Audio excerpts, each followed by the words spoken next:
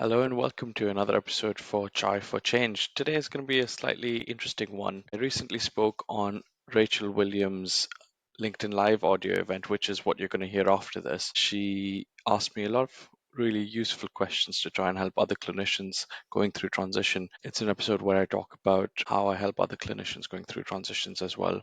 At the end of the episode, you're going to find my 30, 90, and 180-day strategy to becoming the go-to person in your new job. So do look out for that.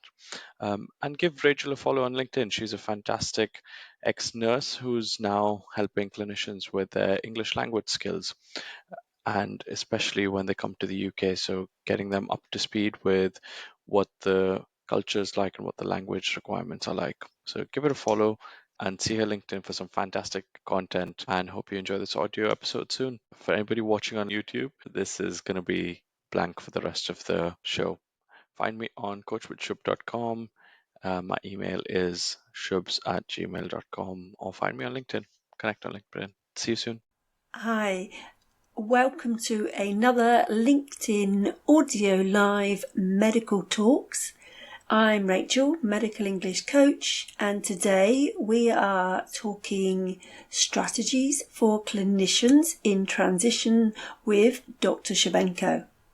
So, I met Dr. Shub a couple of weeks ago. He popped into one of my lives and then we had a chat, and I thought I just had to get this gentleman back on the live because he was just so interesting, and I had lots of wonderful comments from the audience saying they were blown away.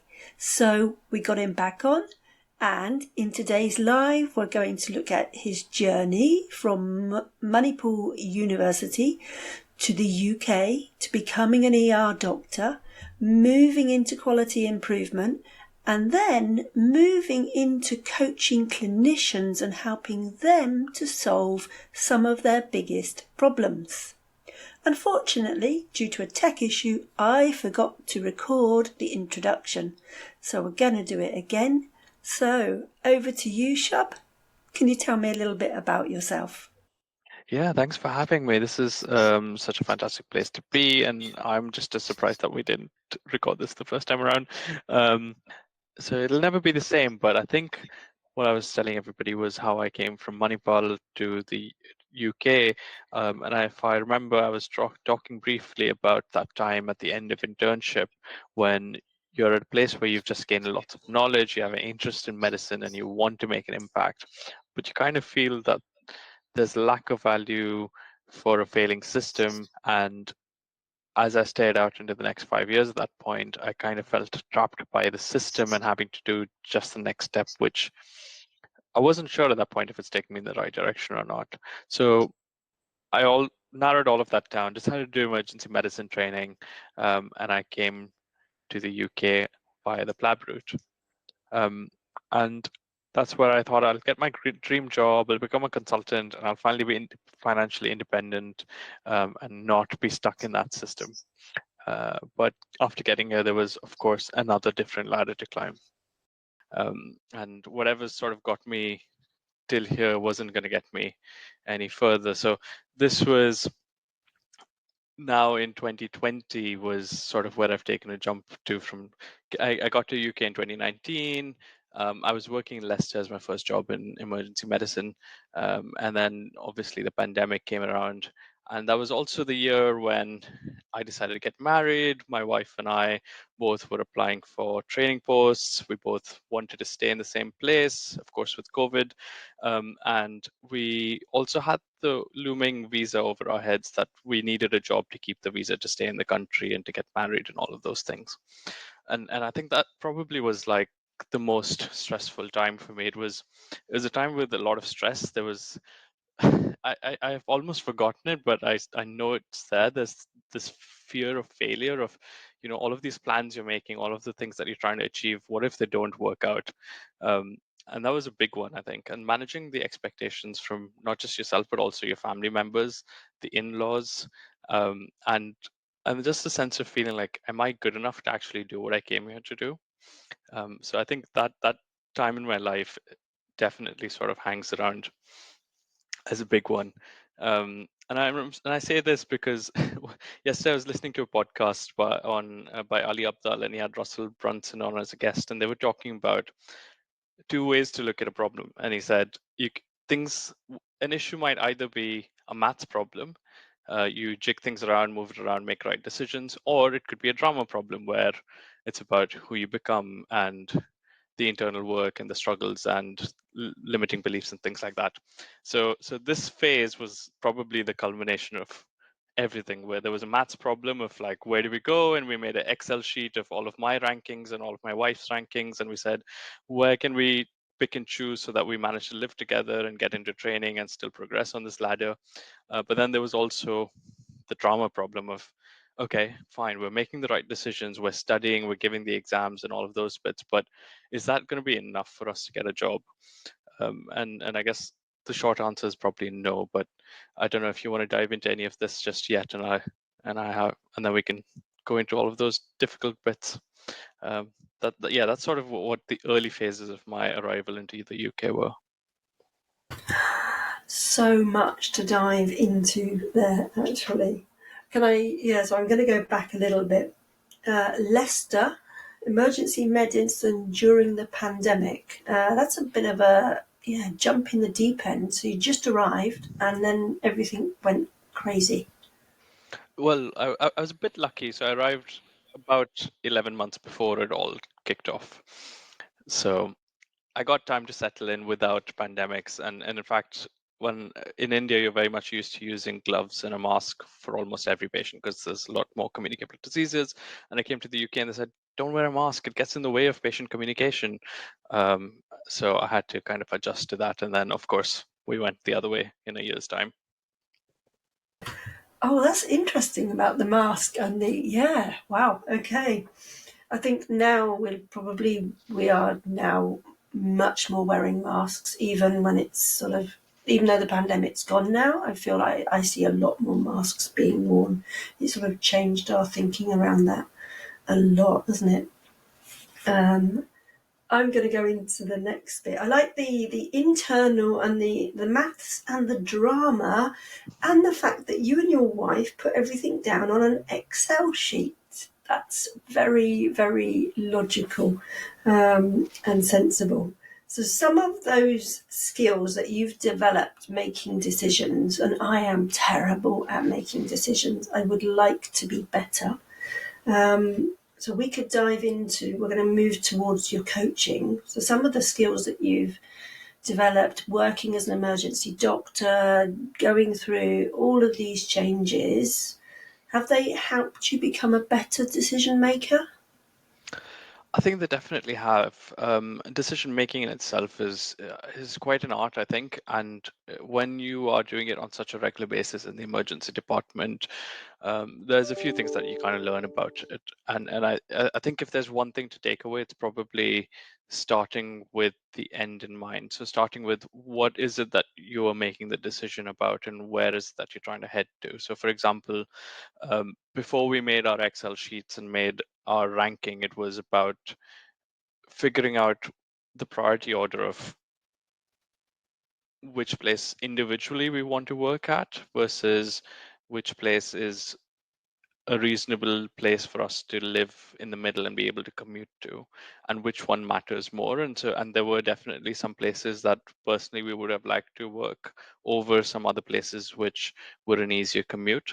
But having that discussion up front made the rest of the process a lot easier. As an example of the tricky decision making around it. And I think working in the emergency department, you also realize that there is decision fatigue, and you kind of get attuned to what it feels like to be in that place where you want to make a decision but your head just can't do it. And what do you do then? Okay, I'm going to just throw that one back at you then. What do you do then when you've got that decision fatigue? Yeah, well, if you're in the emergency department, you tap a colleague's shoulder and say, hi, can you help me with this? Even if it means saying, my head's just not working right now, I really want some help. And I guess that was probably a big change as well. I think when working in India, there was often an expectation to fill a role of a doctor, which often meant that you had to know things, you had to be a certain personality, and you had to show everybody else that you're worthy of being called a doctor, you're worthy of being in the role that you're in. Whereas the value system and what matters is very different here in the UK, and it's a lot more to do with the actual end service that you're delivering, even if that means that you put yourself down and say, I'm not capable of doing this.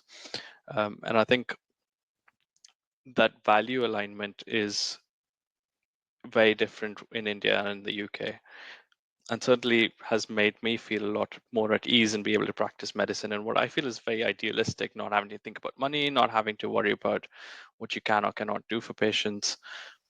Yeah. Okay, it's interesting to see the difference. Have you felt supported as a doctor here?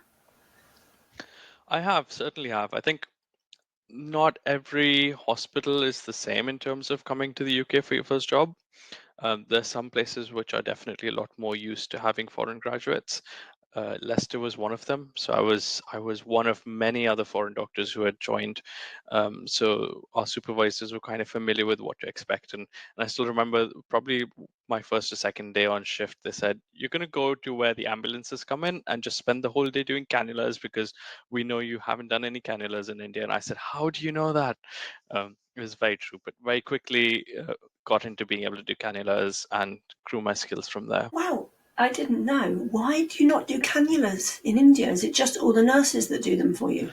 Yeah, pretty much most of the nurses do them for you. And yeah, rarely, unless you're doing anesthetics or critical care and things like that, you probably wouldn't. Yeah, fair enough. I mean, it's going that way, I would think, in the UK. It was even when I left. I would say that probably nurses did the bulk of them, but we did still expect our doctors to know how to do them. Interesting little tiny tip. So you then went. Oh no, I'm going to backtrack a little bit because I know for our audience that there are probably some people that are either they've done their PLAB and they're looking for positions or they're thinking about doing them. So, you did your PLAB here in the UK, is that right? Yes, so I did. I I can't seem to remember where I did my first PLAB examination, but yeah, the PLAB 2 is always in the UK, so it was in Manchester. And then from there on, how easy was it once you got your PLAB and you got your GMC registration? How easy was it to find a position? I think I was extremely lucky. So I was doing an observership up in Carlisle, and I remember the first day that I arrived. I arrived in Manchester, which is a very sort of city metropolitan mixed community, and I got on the train in Manchester. And as I went further and further north, the less I could understand people, and the more I kind of stood out amongst the crowd. Um, and when I got to Carlisle and I was doing my observership, all my patient interactions would end up with nods and yeses or "huh, what?"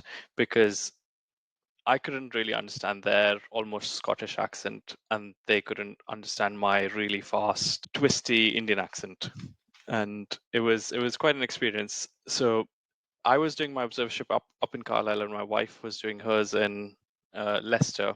And it just happened to be that she told me that Leicester is recruiting, and they had a couple of interview sessions lined up. So she told me, and I happened to apply just in time. I think it was on the day of closing, and I got an interview there, which went well, thankfully, and that was how I got my first job.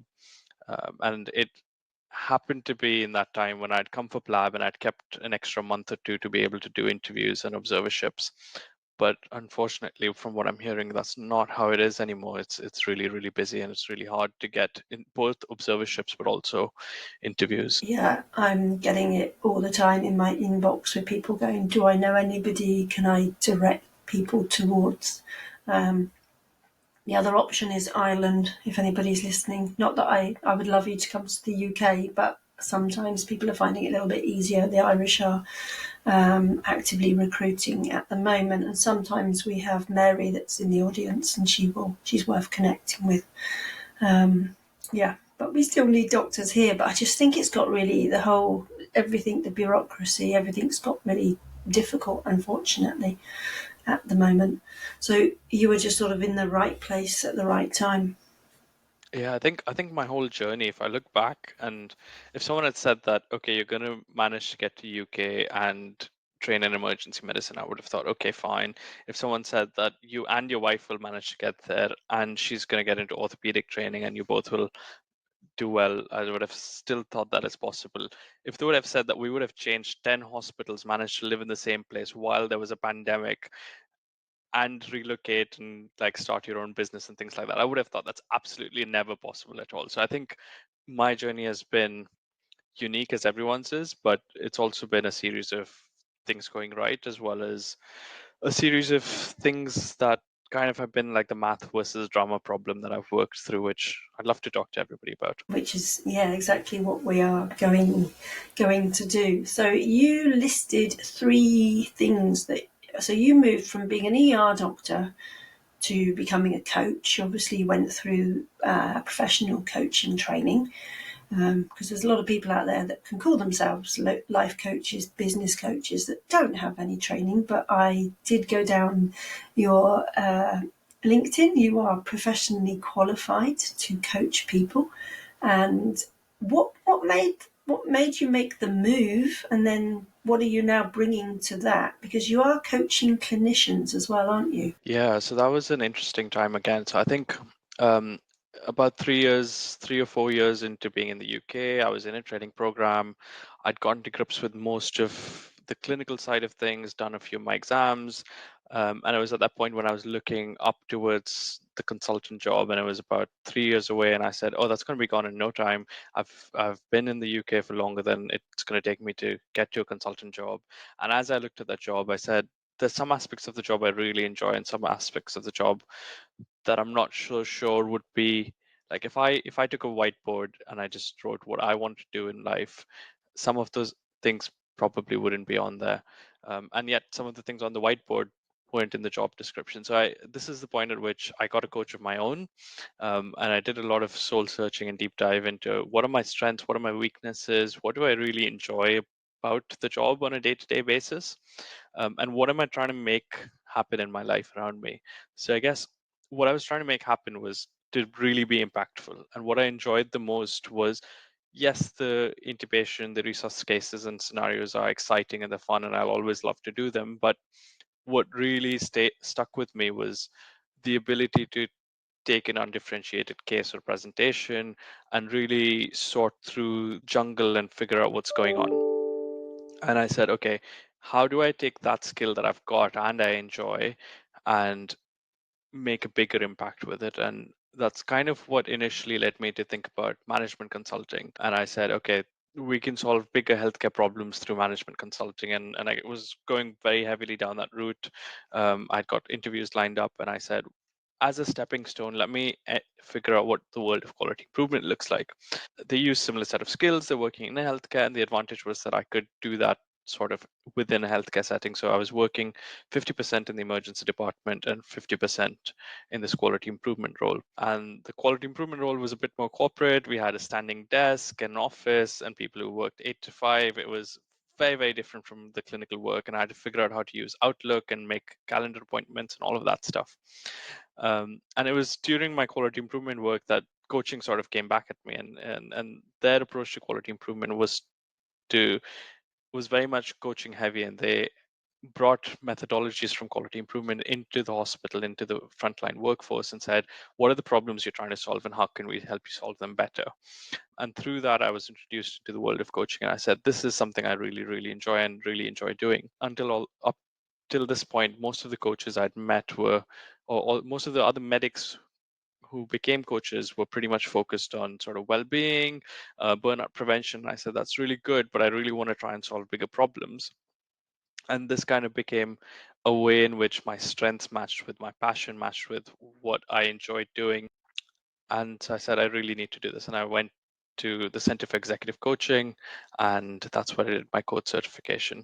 And that was really interesting as well, because he only takes people who are well established in their own field. So there were a lot of other vice presidents, chief execs of other companies, and it wasn't medical specific. So they were across all sort of industries, and a lot of other doctors in the US as well. And took about 8 months or so to do that certification with the assessment and things like that. But yeah, that's opened up an entirely different world to me. And now I feel like I'm able to build the life that I want, and clinical practice is always going to be a part of that, but it's not going to be the be all and end all.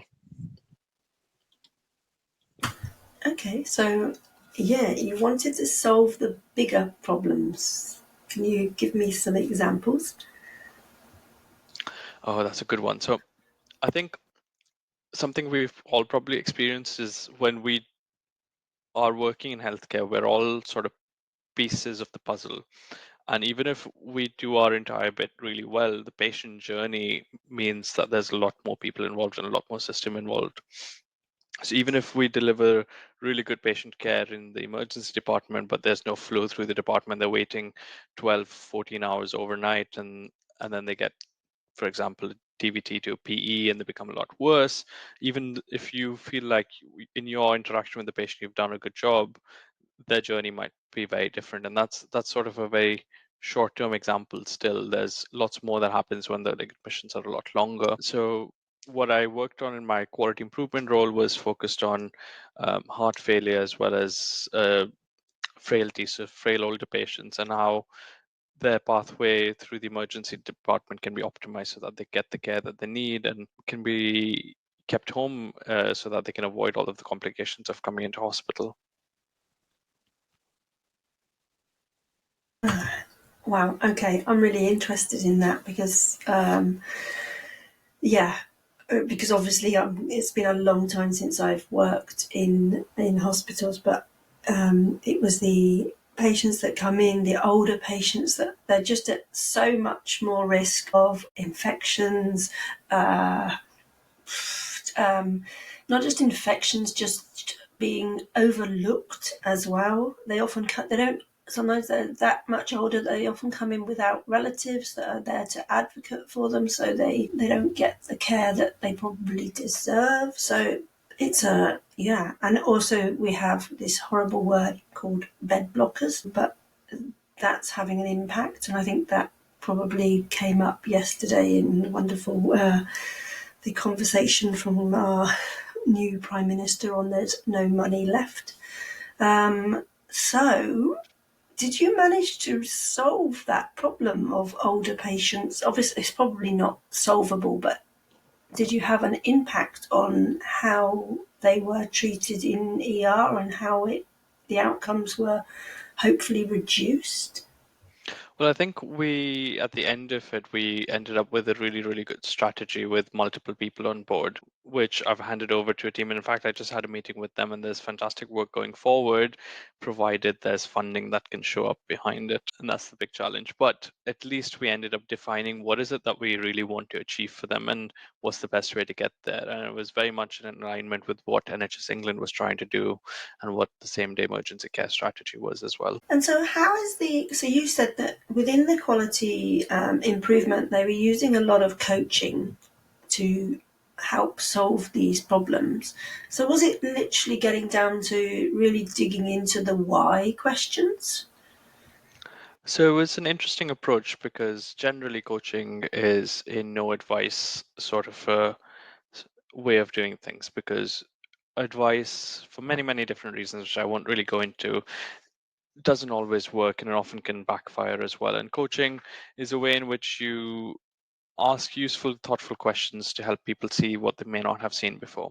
And when it comes to quality improvement, there was a lot of tools that we use to sort of root cause analysis tools, tools to make decisions, tools to prioritize which action to take first. And the way they used it was to sort of present and teach these tools and then help the other person use that to a way that they could end up taking action. Because sometimes we use a tool and we say we've completed the exercise, what do we do next, and we don't know where to go next. So the way the quality improvement team functioned was to try and work with the frontline clinicians, often nurses and doctors, and say, okay, let's do this tool and then the next step. So rather than doing it for them, it was helping them choose the right direction to head to. Okay, and so are you starting to see an impact of this approach within the ER? So within the ER, there's been so many different changes ongoing constantly. In terms of this approach, it's really changed the way that we decide which projects to work on. The organization and as a whole was probably at the forefront of aligning the projects that were happening at the frontline level with what the organization wanted to achieve in the long term. And I think that's often what gets in the way of doing quality improvement projects. We think an idea is really, really good. We don't spend enough time trying to define the problem. And then even when we make a change and we make a difference, it's good for us and maybe good for the patients, hopefully is. But many times if it doesn't align with the organization, you don't get that sponsorship, you don't get that backing. So the way Oxford was doing it was really, really in alignment and was getting everyone from the C-suite involved down to the front line. And the QI team was kind of the framework in between, helping connect those bits. Okay, just sounds like sometimes I feel so out of it that there have been so many changes, and obviously lots of them for the good as well. It also sounds like maybe it's a case of less is more, because I think a lot of the time we get more and more. There's always a new course to do, there's a new study, there's a new this, and then again, you don't get that alignment, you don't get the backing from the frontline staff if it feels like it's just another tick box. So, going from that, what you've done on the quality improvement, and now you're going to coach clinicians, but still looking at the bigger problems, what sort of thing are you focusing on with your individual clients, if you don't mind, without obviously sharing anything personal, but what sort of problems have you helped them solve so far? Yeah, no, absolutely. In fact, one of our listeners has sent in a question, which is probably a good one to bring up at this point. So they want to ask how to maintain performance or improve performance in new roles. And that's a really interesting one. And I think it hits home to most of us who have really high expectations from ourselves. And when we go into new roles, we obviously know that it's going to take us a little while to adapt and it takes us a little while to figure out the way that things work. But there's kind of two ways in which you would look at entering a new role. So there's the don't know how section. So we know we're going to feel confused, we're going to feel a bit lost, and we're going to feel a bit overwhelmed, and we kind of expect that from ourselves. But there is this whole other aspect of being a new person in the team that you're joining, and this was the case in wherever I moved around in India, but also moving to the UK and then also moving to the QI team, which is a corporate environment, which is completely different. And this being the new person in the team, you is the kind of what I call the don't know why section. So the don't know how is what we often tend to focus on and expect, but the don't know why is kind of the unexpected. And it leaves us a bit stressed. We feel alone and we kind of start to feel a bit quote unquote dumb. And this is the point at which we kind of judge ourselves and we feel judged by others. And that often impacts the self-confidence we have, and then it starts to go into a bit of a spiral of self-confidence, what we're expecting from ourselves. We worry about how others are perceiving us. And you might there's a point at which you kind of feel like I'm doing everything right, but why am I still not feeling like I'm doing everything right? And am I still receiving complaints or lack of support and things like that? And I think we don't have to go through that bit. As clinicians, we fall into a couple of traps, right? So we're really, really heavy on our knowledge. We're really heavy on our skills. There's things that we do really well. And when we fall into this initial new role section, a few of the common mistakes, and this is based on the people I've been speaking to, my experience, as well as there's a wonderful book called The First 90 Days. So the common things are we stick to what we know. We often rely very heavily on our clinical knowledge, and we set a little bit of an unrealistic expectation from ourselves. and we try and do a bit too much too fast because we have to show that we're right for this role. And that kind of leads down that spiral of self-confidence. But where you really want to be is a place where you can kind of effortlessly deal with complex challenges and make change happen. In the book, The First 90 Days, the author talks about this concept of like a break-even point, right? So in what he says is the break-even point is which you start giving back to the organization as much of as they've invested in you, and that's where you kind of come to equal terms with everybody else around you, your seniors, your colleagues, and everyone else who's invested in you so far. And why is that break-even point really important to achieve, and why is it important to achieve sooner rather than later? Because that's the point at which you start to build credibility and trust with your colleagues. That's the point at which you can be maximally impactful in the job that you're doing. You get job satisfaction, and more so opportunities open up for you. And there might be opportunities for a next role, but that also might be opportunities to get good feedback in the role you're currently in. But also as clinicians, we're always looking for exposure, we're always looking for procedures. And the sooner we get to that break-even point, the more opportunities to do all of those things come along. And the best bit is once you've kind of handled those, you have some headspace to handle exams, manage your own health, think about family and life outside of work, right? So that's kind of the space in which I really want to help people. So having gone through all of the transitions that I've gone through, I have now reached a point where in a matter of days, I very quickly can understand where the department is. For example, moving to a new place here, I was very quickly speaking to the right people, knowing that opportunities exist, being able to get my foot in the door to places I couldn't have otherwise. And I'm able to build the life that I really want to and finally step away from the trap that I was initially feeling like I was in at the end of internship. And so that's what I've kind of been working on. That's what I feel like I can help other clinicians with. And I do help other clinicians with in terms of transitioning to new roles and being really impactful when they get there. Okay, yeah, so that was going to be my next question. So how do you get them to make that move from worrying about what other people are thinking to that break-even point? Yeah, so that's the interesting bit. So I'm going to take us back to that point when I was doing in 2020 when we were applying for new jobs, when we were applying for training, we were getting married and all of that stuff. So it was a time when I said, okay, I know what I need to do to get into emergency medicine training. I know that I need to attend these conferences, do these courses, study really well, perform. But is that enough? Probably not. And I said to myself that, okay, how do I become or embody the person right for the job? And I kind of broke that down into a few different aspects. So of course, the clinical aspect is something that makes you right for the job, but there's also a way of living and a language that you use.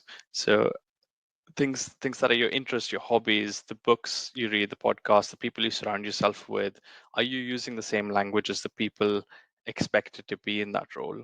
And how do you become that person so that you're living by the same values, the same principles, and show the same sort of decision making that's expected for someone going into that role? So I worked in orthopaedics and I worked in elective orthopaedics, so we knew what was coming through the door every, Monday to Friday, and that suited. I And I think guess, you.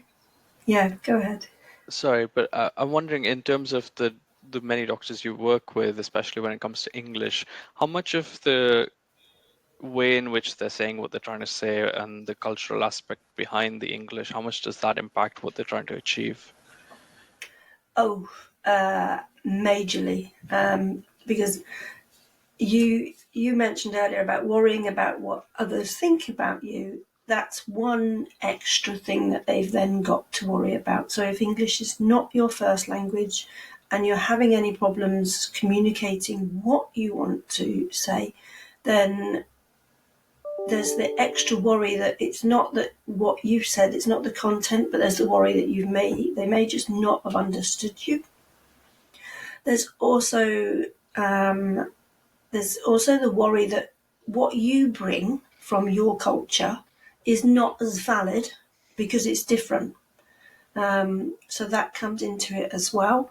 One of the biggest ones I've had recently is the patients here seem to want to know too much, and the patients here seem to be very well informed as well, and that's a bit of a shock sometimes. So it's that cultural change that they've had. Does that answer your question? Yeah, absolutely. And I think that those are the same sort of challenges I was facing at that point. And I really immersed myself into the culture. I made sure to put myself in sort of uncomfortable environments and get to conferences I wouldn't have normally gone to, or go to festivals that I wouldn't have otherwise thought of because I'd feel alone. But I did that. I really watched a lot of TV, listened to the radio on a daily basis, and that really helped me understand what the culture is. But there was this big element about the values and decision making, and that's probably something that is always going to be an ongoing process, and that really required a lot of internal work. So I did. At this point, I was really looking for a coach, and I didn't find one at the point. But um, I spent a lot of time doing sort of leadership assessments, personality assessments, Myers-Briggs, if people have heard about it. There's a Gallup strength assessment, and what that did for me was to help me figure out who I am and what I really want. And I think between foreign graduates and people in the UK, there's foreign graduates were often or Indian graduates at least, let me say, were very good at achieving things that are set out in front of us and said very clearly. Whereas here, things are often individuals have a lot of, let's say, personality in terms of what they want to achieve and why they want to achieve it. And I guess for me, doing this section helped me uh, become a bit more genuine, have my own brand, be more reliable in terms of what I was expecting from myself and what others can expect from me. And to me, I think this was the real bit that kind of got the job rather than just purely the clinical section. Okay. So if I'd have met you maybe, I don't know, 5 years ago, would it have been a different Shub that I'd met? I think it would have been a very different Shub. I think the way I perceived the world and the way I perceived myself was very different back then.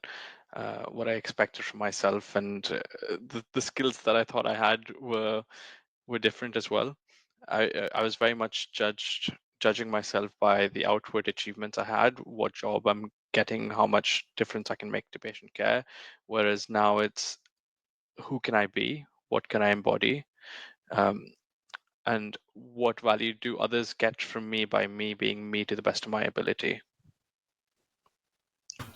I'm glad I've met this Shub, actually. I mean, when we had our first chat, I was like, this is a really approachable, warm person that we just clicked, and it was nice. I'm glad I've met this Shub.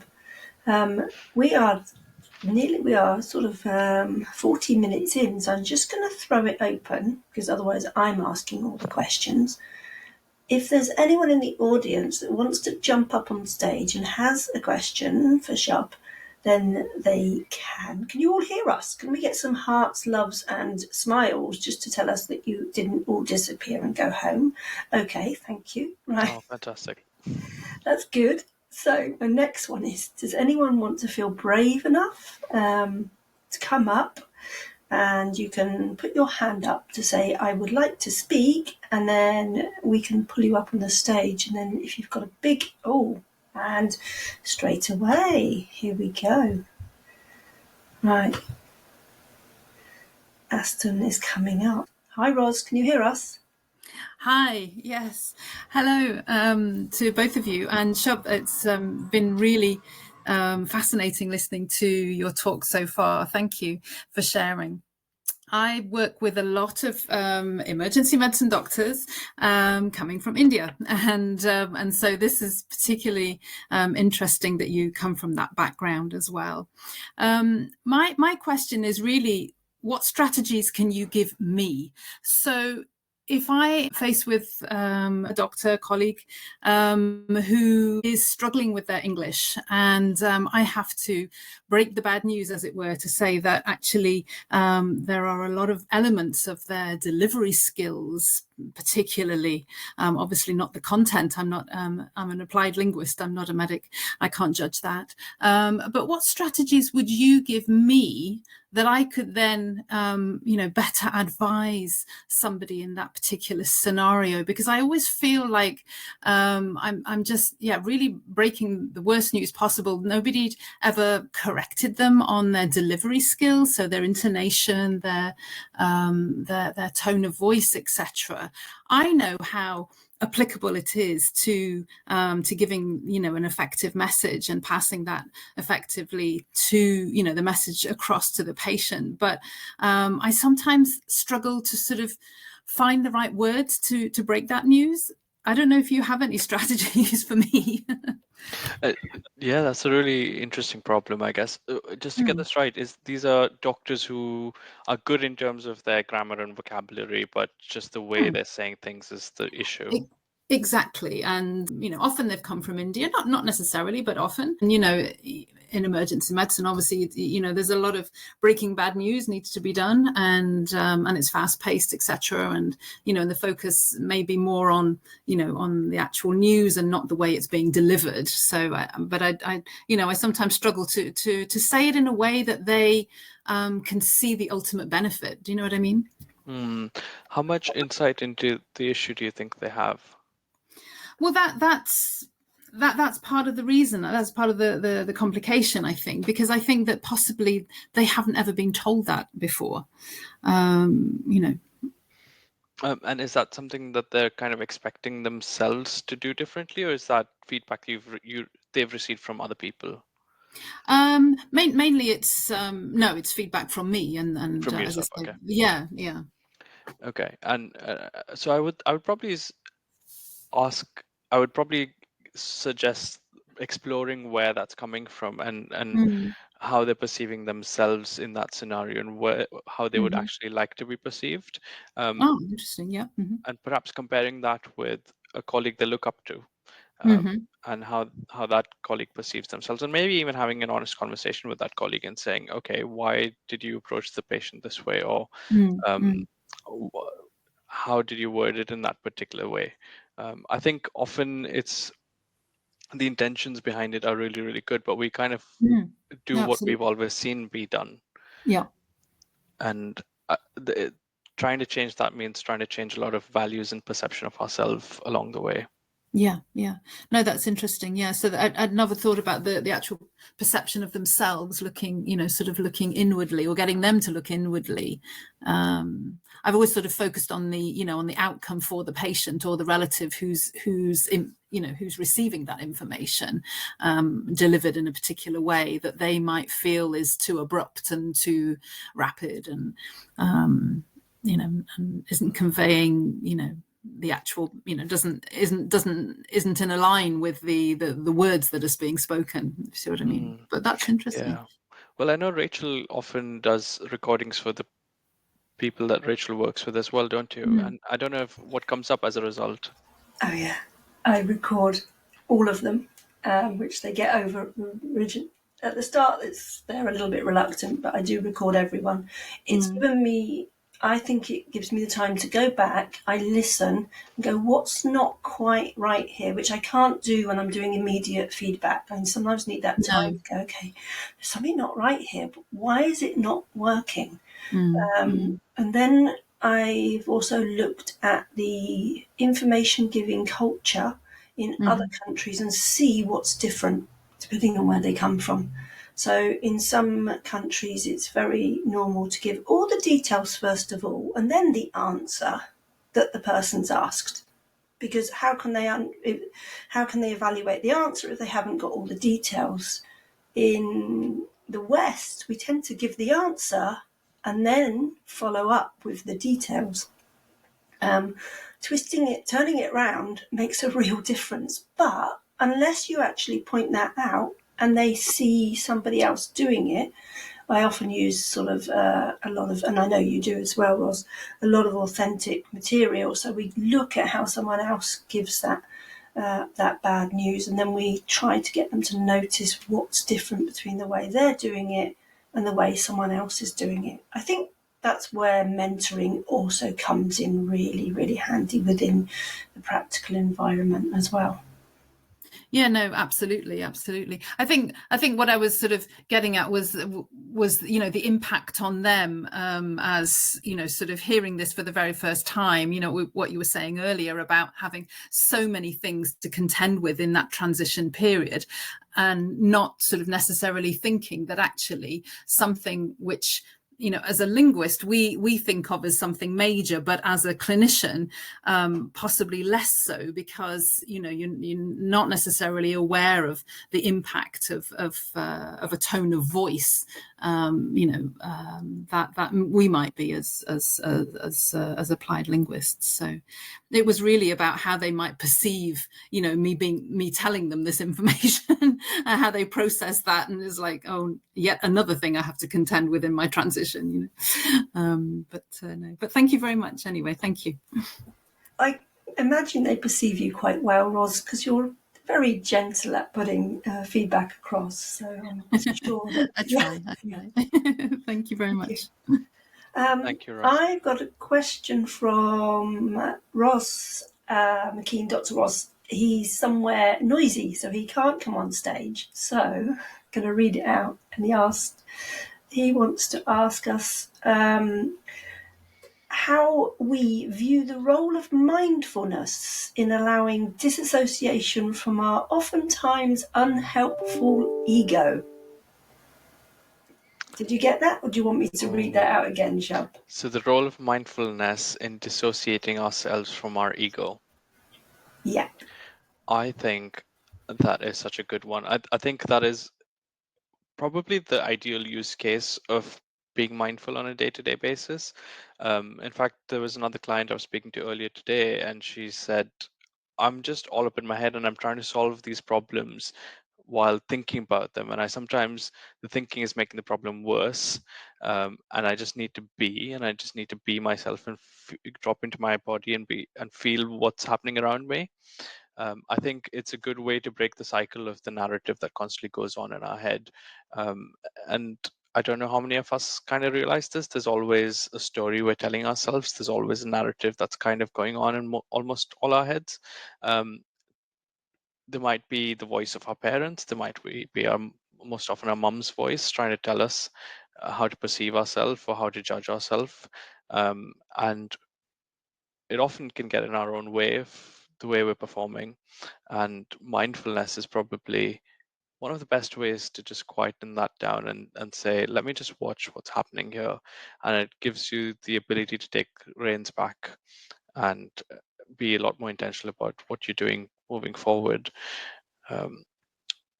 What are your thoughts, Ross and Rachel? It's definitely an area where I would like to be better, and I would like to be better at also helping my clients be better at it as well. My concern with the ego is that when we're stressed, is that ego gets worse. And obviously, if you're working in an ER department or critical care and things, and you have this extra, I'm not English, I'm in this different place, then sometimes our egos tend to probably take over and talk more to ourselves. I think mindfulness is something that would be very, very useful if I could. And I'll ask Ros if I could embed this more into the approach that I use. Thoughts, Ros? Oh gosh, the idea that I talk to my mum in my head is probably quite right. I used to talk to my mum or one of my best friends in my head. It's a bit scary, but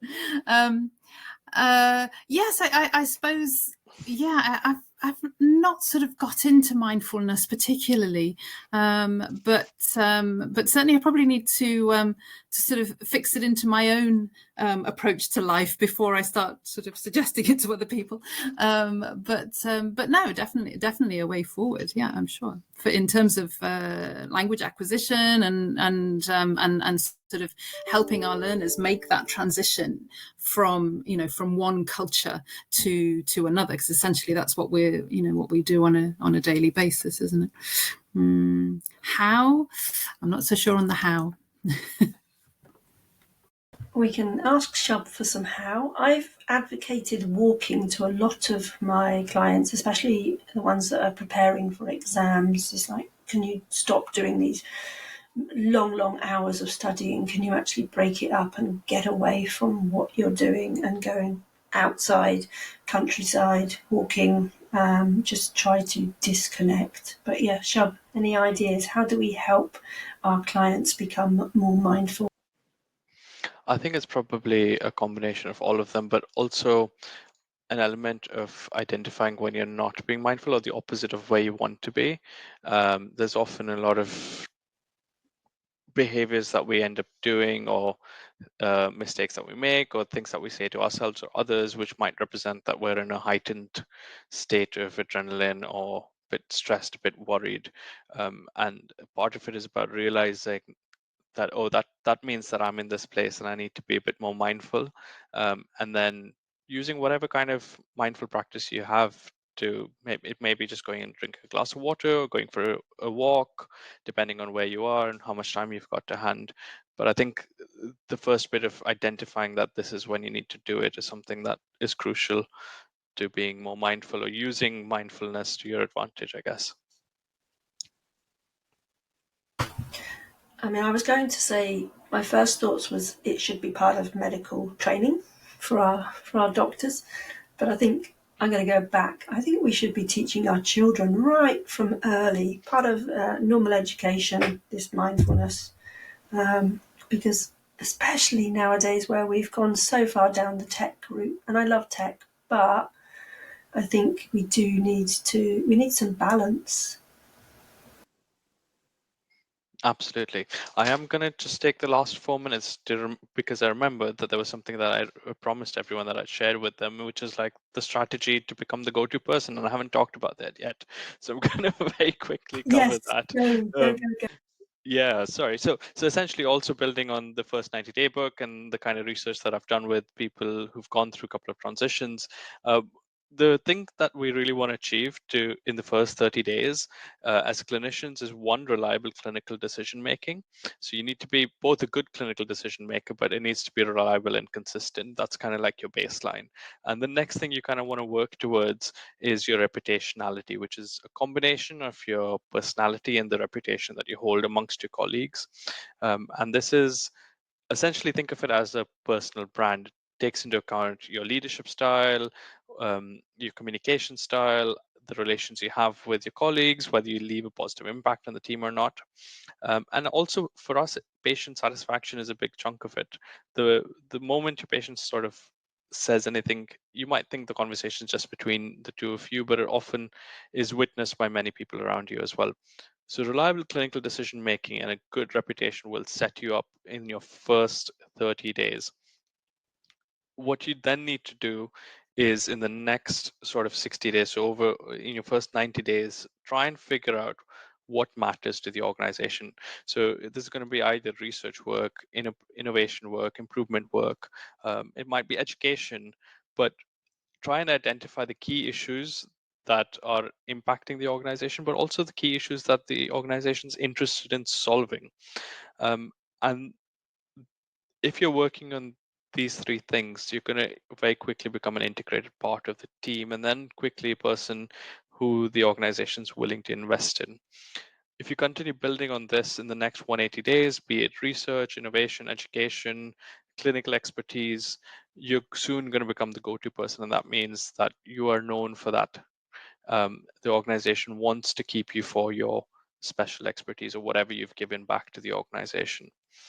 You can't really get there without your clinical decision making being reliable and your reputation being something that's accepted by the rest of the group, because we are all social creatures and we exist in a social situation. But doing these, so especially the decision making reputationality in the first 30 days is going to be the key to getting to that break even point that we were talking about earlier. And that's going to be sort of like a 3-phased approach to being really successful in your new role, but also maintaining a performance and being impactful. Wow, that was a whiz through. I think that needs to be a LinkedIn post as well, Shub, because yeah, that's really, really good and valuable information there for people that are, let's say, moving to a new role, whether and especially if you're moving from another country.